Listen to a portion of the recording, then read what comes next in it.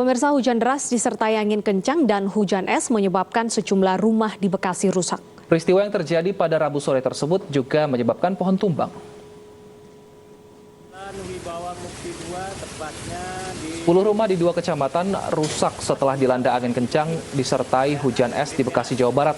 Selain merusak rumah, angin kencang menyebabkan sejumlah pohon tumbang di 6 titik dan salah satunya mengenai mobil yang melintas. Hingga Rabu malam, hujan deras memicu banjir di perumahan komplek dosen IKIP.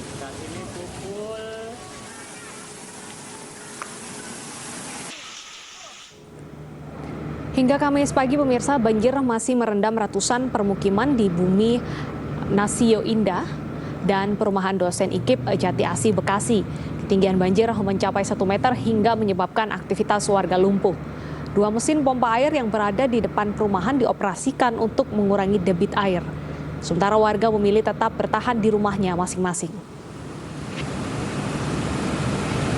Surutnya lama, karena kan dari atas memang banyak air. Dari waduknya atas. Tuh, karena kan ya kalinya kecil, jadi air meluapnya langsung rumahan. Poldernya nggak nampung ya, Pak? Iya, nggak nampung jadinya. Hujan lebat yang mengguyur puncak Gunung Merapi memicu banjir lahar hujan di Kali Boyong, Kabupaten Sleman, Yogyakarta. Akibatnya jaringan pipa air bersih di kawasan tersebut terputus.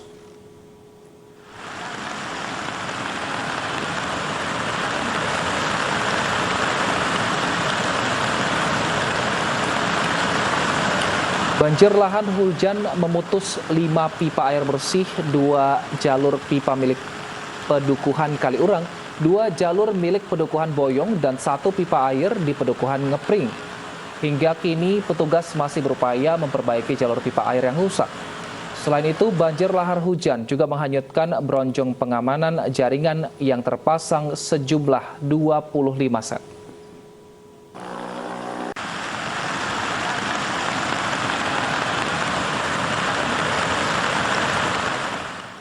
Pemerintah Kabupaten Bogor memperpanjang masa uji coba pembelajaran tatap muka secara terbatas di tengah pandemi COVID-19, salah satunya Sekolah Islam Terpadu Al-Madinah Cibinong, Kabupaten Bogor.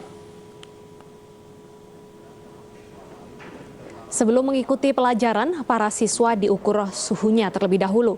Saat mengikuti pelajaran, siswa diwajibkan untuk mengenakan masker dan menjaga jarak. Sekolah hanya berlangsung setengah hari dan tidak ada jam istirahat.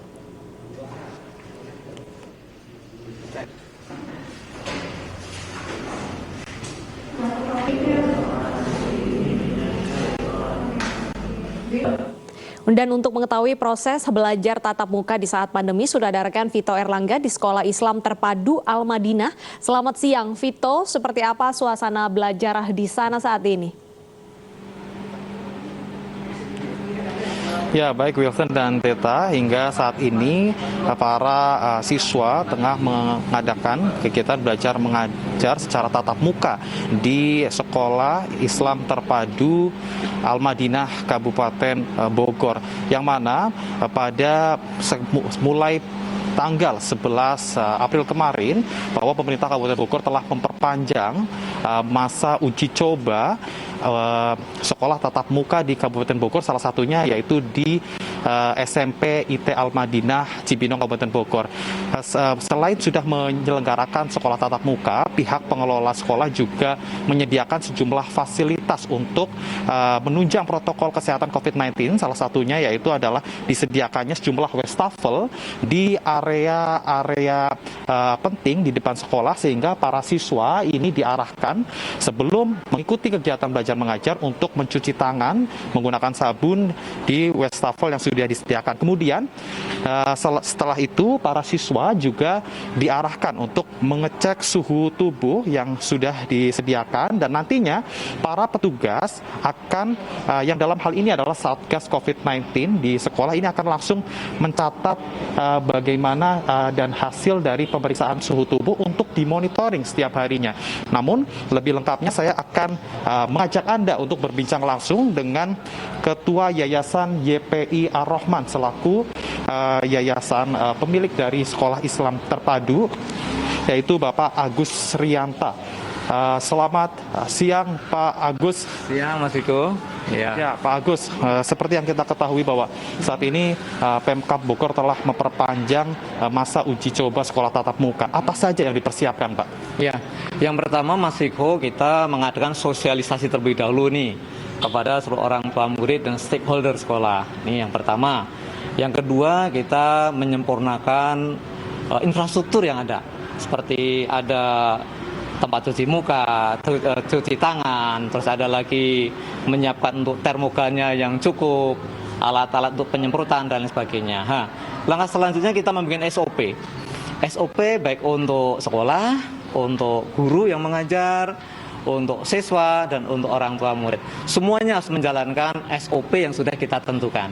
Demikian Mas Viko. Oke. Kemudian Pak, ini kan merupakan tahap kedua bahwa tadinya sebelumnya sekolah telah menerapkan pada tahap pertama. Bagaimana sejauh ini evaluasi dari pelaksanaan uji coba sekolah tatap muka pada tahap pertama kemarin, Pak Agus? Alhamdulillah Mas, hampir tidak ada kendala. Dan justru kami bisa mengevaluasi ternyata respon daripada orang tua dan siswa sangat bagus sekali. Dan dampak daripada COVID ini hampir di kami tidak ada yang terdetek yang terkena daripada penularan COVID-19 ini, Mas. Oke, Ya. baik Pak. Mungkin pertanyaan terakhir Pak, Ya. mengingat terkait dengan keamanan kegiatan belajar mengajar, apakah dari untuk vaksinasi untuk khususnya para tenaga pendidikan atau tenaga pendidik ini seperti apa Pak di sekolah? Ya. Alhamdulillah di Al-Madinah ini kemarin menjadi salah satu sampel ini untuk sekolah yang tenaga pendidik dan kependidikannya divaksin. Dan Alhamdulillah Mas, di sekolah Al-Madinah ini hampir 271 guru dan tenaga non kependidikan semua sudah divaksin sampai vaksin yang kedua. Sehingga insya Allah dengan adanya vaksin kedua ini kita lebih percaya diri lah untuk melakukan pelayanan kepada siswa-siswa di sekolah SMBT Al-Madinah khususnya.